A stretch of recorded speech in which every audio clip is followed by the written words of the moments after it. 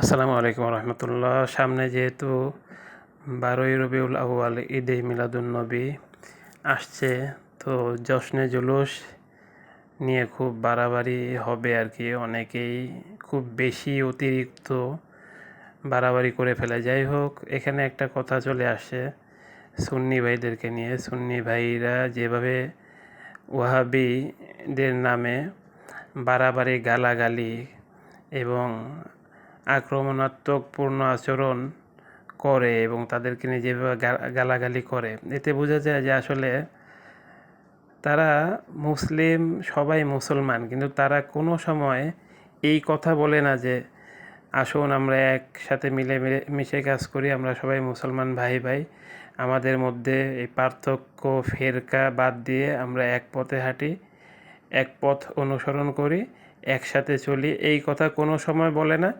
আসলে সুন্নি যারা দাবি করে নিজেদেরকে সুন্নি ভাইরা, আমি তাদেরকে ভাই বলবো, গালিগালাজ করবো না, কিন্তু তাদের যেটা সবচেয়ে বড় খারাপই মনে হয় আর কি। আমার মনে হয় কিছু কিছু আলেম নামধারী হয়ে যায়, যারা লেখাপড়া শেষ করে বা অনেক অল্প বয়সে বা অনেকেই আছে, তারা ভাইরাল হওয়ার নেশায়, টাকা পয়সা ইনকামের নেশায়, মাহফিল পাওয়ার নেশায় তারা একটা টার্গেট নেয় যে এই আলেম ওলামাদেরকে গালাগালি করলে, ঠিক আছে, সুন্নি তারা নাম ধরে ওয়াহাবিদেরকে গালিগালাজ করা, মানে ওনাদের যেটা হারাম আর কি, গালিগালাজ হারাম বা গীবত শেখায়েত হারাম, এই পদ্ধতি তারা বেছেই নিয়েছে ইনকামের জন্য আর কি। তারা ভাইরাল হওয়ার জন্য এই একটা কাজ করে।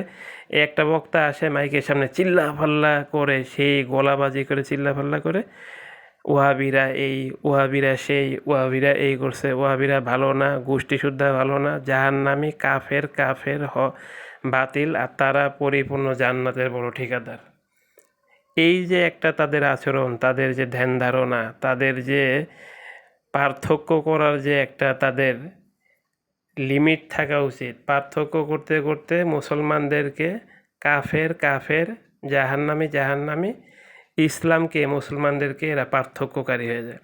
আসলে এদের মূল উদ্দেশ্যটা হলো, আমি যা মনে করি, আরও সবাই যা মনে করি, আর আমরা কোনো দিনও তাদেরকে গালি দেই না, আমাদের কোনো মাহফিলে আমরা গালি দেই না, আমরা ওয়াহাবি সুন্নি কিছুই দাবি করি না। এগুলো দাবি করার জিনিস না, এগুলো আল্লাহ তাআলাই তার বান্দাদেরকে দেখবেন কে সুন্নত বেশি পালন করে, কে আল্লাহকে বেশি স্মরণ করে, হ্যাঁ, কারা প্রকৃত সুন্নতধারী, নবীজি তাদেরকে আগলে নেবেন, আল্লাহ তাদেরকে ভালোবাসবেন, কারা সুন্নত পালন করে, এটা আল্লাহ তাআলাই দেখে নেবেন। এখানে গলাবাজির কিছু নেই। আসলে তারা টাকা পয়সার ধান্দায় এই গালিগালাজটাকে বেছে নিয়ে ভাইরাল হওয়ার জন্য এই কাজগুলো করে। যাই হোক, ঈদে মিলাদুন্নবী আসতেছে, আমরা সবাই ভাই ভাই হয়ে চলবো।